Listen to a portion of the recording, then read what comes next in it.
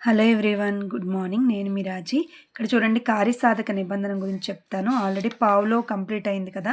కార్యసాధక నిబంధనలో స్కిన్నర్‌ది ఇది. ఒకసారి చూడండి.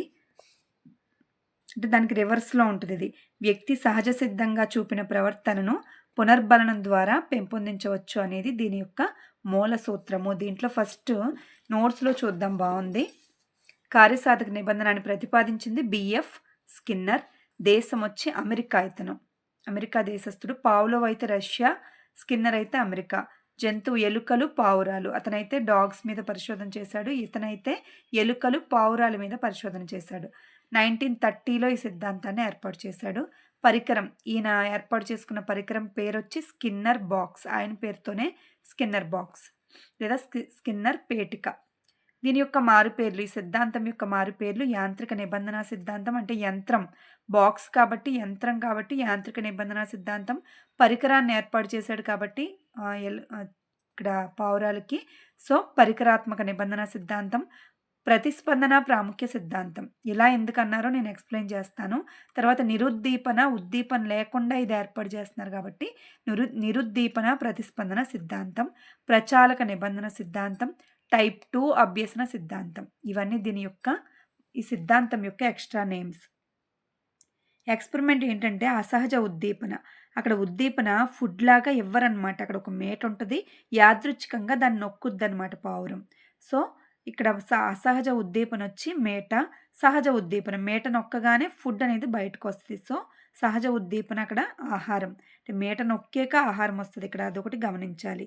అసహజ ప్రతిస్పందన మేట నొక్కడం. ఇది యాదృచ్ఛికంగా ఎగురుతూ ఎగురుతూ ఆ మేట మీద కాలేస్తే నొక్కబడిందనమాట. దాన్ని అసహజ ప్రతిస్పందన, అనుకోకుండా రెస్పాండ్ అవ్వడం. నెక్స్ట్ సహజ ప్రతిస్పందన ఏంటంటే ఆహారాన్ని తినడం. అక్కడ ఫుడ్ వచ్చింది కాబట్టి ప్రతిస్పందించింది, రెస్పాండ్ అయింది, ఫుడ్ తిన్నది, అది సహజంగా ప్రతిస్పందించింది. స్కిన్నర్ ప్రతిస్పందనలు 2 రకాలుగా వర్గీకరించవచ్చు. ఉద్దీపన ప్రాముఖ్య ప్రతిస్పందనలు, నిరుద్దీపన ప్రాముఖ్య ప్రతిస్పందనలు 2 రకాలు. శాస్త్రీయ నిబంధన సిద్ధాంతాన్ని ఎస్ టైప్ సిద్ధాంతం అని, అంటే ఉద్దీపన ప్రాముఖ్య సిద్ధాంతం కాబట్టి. అదే కార్యసాధక నిబంధనాన్ని స్కిన్నర్ దాన్ని ఆర్ టైప్ నిబంధన సిద్ధాంతం అంటారు. ఆర్ అంటే రెస్పాండ్ అంటే ప్రతిస్పందనకి ప్రాముఖ్యం ఇచ్చారు కాబట్టి ఆర్ టైప్ సిద్ధాంతం అని అంటారు స్కిన్నర్ దాన్ని. నెక్స్ట్ ఇక్కడ చూడండి బుక్లో అంటే రెండిట్లోనూ బాగుందనేసి మిక్స్ చేసి చెప్తున్నాను. దీంట్లో ఎక్స్ట్రా పాయింట్స్ లేవు, దాంట్లో ఉన్నవి దాంట్లో చెప్తుంది అనమాట. తర్వాత ఇవన్నీ వచ్చేసాయి. స్కిన్నర్ ప్రతిస్పందనలు రాబట్టబడిన ప్రతిస్పందనలు అంటే అంతర్గతమైనవి, లోపల ఉన్న వాటిని బయటకు రప్పించడాన్ని రాబట్టబడిన ప్రతిస్పందనలు అంటాము. ఓకే, బయటకు వదలబడిన ప్రతిస్పందనలు అయితే బహిర్గతమైనవి. ఓకే, వాటంతట అవి బయటకు వచ్చినవి బహిర్గతమైనవి. అయితే ఉద్దీపన ఇచ్చి అంతర్గతంగా ఉన్న ప్రతిస్పందనలు రాబట్టినట్లయితే వాటిని రాబట్టబడిన ప్రతిస్పందనలు లేదా నిర్గమాలు అంటాం. అంటే బయటికి తెప్పిస్తున్నాం అన్నమాట, వీటిని నిర్గమాలు అంటాం. రాబట్టబడిన ప్రతిస్పందనలు శాస్త్రీయ నిబంధనానికి చెందినవి. ఈ పావ్లోవ్ నియమాలు అనేవి దీనికి చెందినవి. అయితే ఉద్దీపన లేకపోయినప్పటికీ, ఫుడ్ అనేది అక్కడ లేదు, లేకపోయినప్పటికీ ఇవ్వబడిన ప్రతిస్పందనలు, మేట అనేది యాదృచ్ఛికంగా నొక్కింది కదా, ప్రతిస్పందనలు బయటకు వదలబడిన ప్రతిస్పందనలు కాబట్టి వీటిని ఉద్గమాలు అంటాం. ఉద్గమాలు నథింగ్ బట్ ఉద్భవించుట అని గుర్తుపెట్టుకోండి. వాటంతట అవి బయటకు ఉద్భవించినవి కాబట్టి ఉద్గమాలు అంటాం. బయటకు వదలబడిన ప్రతిస్పందనల ఆధారంగా స్కిన్నర్ రూపొందించిన అభ్యసన సిద్ధాంతం కార్యసాధక నిబంధన సిద్ధాంతము. కార్యసాధక నిబంధనను నిరూపించుటకు స్కిన్నర్ ఉపయోగించిన జీవులు పావురాలు, ఎలుకలు. స్కిన్నర్ బాక్స్ వచ్చి ఆయన ఉపయోగించిన యంత్రం. కార్యసాధక నిబంధనలో మేట అనేది నిబంధిత ఉద్దీపన, యాదృచ్ఛికంగా మేట నొక్కడం అనేది సహజ ప్రతిస్పందన, ఆహారపు గుళికలు సహజ ఉద్దీపన, మేట నొక్కేక వస్తాయన్నాను కదా, ఆహారం కోసం మేట నొక్కడం అనేది నిబంధిత ప్రతిస్పందన. కార్యసాధక నిబంధనలో ప్రతిచర్యలను రూపొందించేది యాదృచ్ఛికం. అదే మనకి పావ్లోవ్ శాస్త్రీయ నిబంధనలో ప్రతిచర్యలను రూపొందించేదైతే ఉద్దీపనలు. ఉద్దీపన ఇచ్చాడు, ఫుడ్ ఇచ్చాడు కాబట్టి ప్రతిస్పందనలు బయటకు వచ్చాయి. అదే ఇక్కడైతే యాదృచ్ఛికంగా మేట నొక్కుతుంది కాబట్టి ప్రతిచర్యలను రూపొందించేది అనుకోకుండా యాదృచ్ఛికం. కార్యసాధక నిబంధన ప్రతిస్పందనతో ప్రారంభించడం వల్ల ఈ స్కిన్నర్ది ప్రతిస్పందన రెస్పాండ్తో ప్రారంభించడం వల్ల దీన్ని ప్రతిస్పందన ప్రాముఖ్య సిద్ధాంతం లేదా ఆర్ టైప్ సిద్ధాంతం అంటాం. కార్యసాధక నిబంధనలో కనిపించే థార్న్డైక్ యొక్క అభ్యసనా సిద్ధాంతం టార్న్‌డైక్‌ది స్కిన్నర్ తర్వాత వస్తది. అక్కడ చెప్పుకుంటాం మనం. దాంట్లో నియమాలుంటాయి. అభ్యాస నియమం, ఫలిత నియమం అని గటా ఉంటాయి. దాంట్లో కార్యసాధక నిబంధనానికి సూట్ అయ్యేదేంటంటే ఫలిత నియమము. మీట నొక్కింది రిజల్ట్ వచ్చింది కాబట్టి దాన్నే నొక్కడం అలవాటుగా చేసుకుందనమాట. ఒక విద్యార్థి ఎగ్జాంపుల్ చూడండి. ఒక విద్యార్థి ఒక అంధుడిని రోడ్డు దాటించడం వల్ల చూసిన ఉపాధ్యాయుడు ఆ విద్యార్థిని తరగతి గదిలో ప్రశంసించాడనమాట. పొగిడాడు. పొగిడి నా పొ పొగడ్డం వల్ల దాన్ని అతను అలవాటుగా చేసుకున్నాడనమాట. ఇది కార్యసాధక నిబంధనం. విద్యార్థి తనంతట తను చేశాడు. రెస్పాండ్ అయ్యాడు. ఆ తర్వాత టీచర్ దాన్ని అలవాటుగా మార్చేలాగా ప్రశంసించాడనమాట. ఓకే.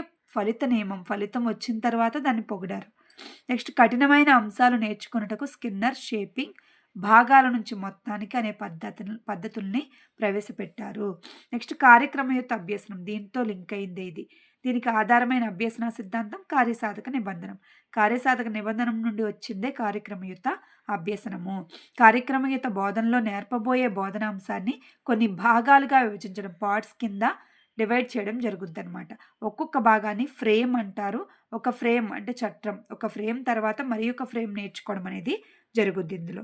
ఫ్రేమ్స్‌ను ప్రదర్శించడానికి ఉపయోగించే పరికరాన్ని బోధనా యంత్రం అంటాం. కంప్యూటర్ లాగా. బోధనా యంత్రాన్ని తయారు చేసింది ప్రెస్సి. యంత్రం అనేది బటన్స్ ఇలా ప్రెస్ చేస్తాం కదా! అలా గుర్తుపెట్టుకోండి. బోధనా యంత్రాన్ని తయారు చేసింది ప్రెస్సి. బోధనా యంత్రాన్ని అభివృద్ధి చేసిందొచ్చి స్కిన్నర్. ఓకే. అందువల్ల కార్యక్రమయుత అభ్యసనాన్ని అభివృద్ధి చేసింది స్కిన్నర్ అంటాం. కార్యక్రమయుత బోధనలో ఏ రకమైన అభ్యసనం జరుగుతుంది అంటే స్వీయ అభ్యసనం. తనంతట తను నేర్చుకుంటారు. అలాగే వైయక్తిక అభ్యసనం. ఏ వ్యక్తికి ఆ వ్యక్తే నేర్చుకుంటారనమాట. స్కిన్నర్ 4 రకాల పునర్బలన పద్ధతుల్ని ఉపయోగించారు. నిరంతర పునర్బలనం అంటే ఎప్పుడూ కూడా పునర్బలనం ప్రోత్సాహం ఇస్తూ ఉండాలనమాట. ప్రతి ఎగ్జామ్‌కి ఇస్తా ఉండాలి. అలా ఎవరు ఇవ్వలేరు. స్థిర నిష్పత్తిలో పునర్బలనం అంటే కొన్ని ఎగ్జామ్స్ తర్వాత పునర్బలనం ఇవ్వడం. అదే ప్రైజ్ ఇవ్వడం.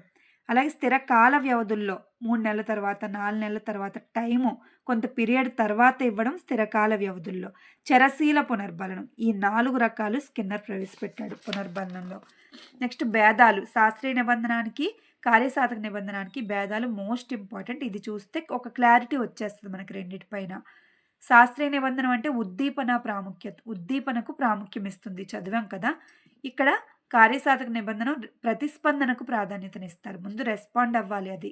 ఎలకవని, ఇక్కడ పావురం అవని. ఎస్ టైప్ సిద్ధాంతం అంటాం. దీన్ని ఎస్ టైప్ సిద్ధాంతం అంటాం. అంటే స్టిమ్యులస్ ఉద్దీపన ప్రాముఖ్యం కాబట్టి.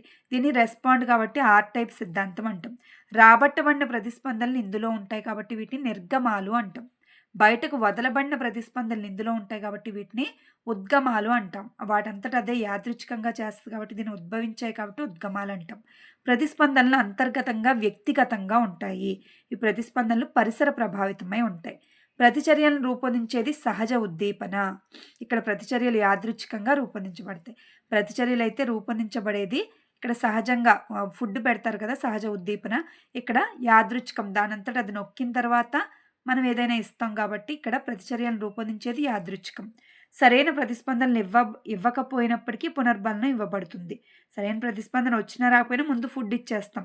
సరైన ప్రతిస్పందన రెస్పాండ్ అయితేనే పునర్బలనం ఇవ్వబడుతుంది కార్యసాధక నిబంధనలో.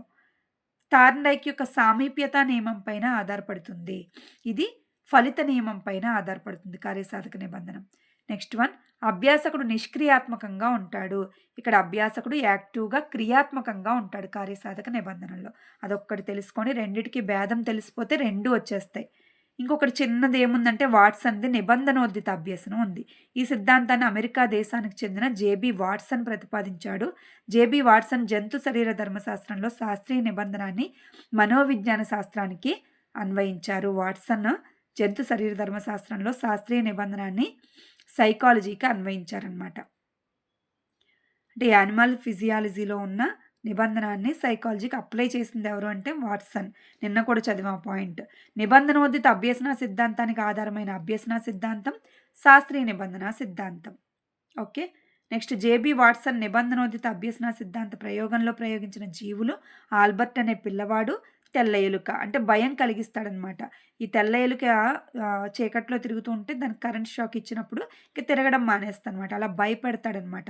దానివల్ల నిబంధనోదిత అభ్యసనం ద్వారా శిశువులో అభ్యస్త భయాన్ని లేదా నిబంధన పూర్వ భయాన్ని కల్పించడం అనేది ఇక్కడ వాట్సన్ జరుగుతుంది. ఇక్కడ తర్వాత నేను మీకు లైవ్‌లో క్వెషన్స్ అడగడం ద్వారా ఇది ఈజీగా అర్థమవుతది వాట్సన్‌ది.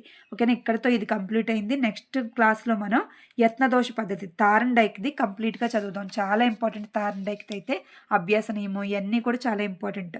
నెక్స్ట్ అనుషంగిక నియమాలని కూడా ఉన్నాయి. ఇవన్నీ కూడా తార్ండైక్ దాంట్లో వచ్చేస్తాయి. ఓకేనా? Keep watching. Thank you.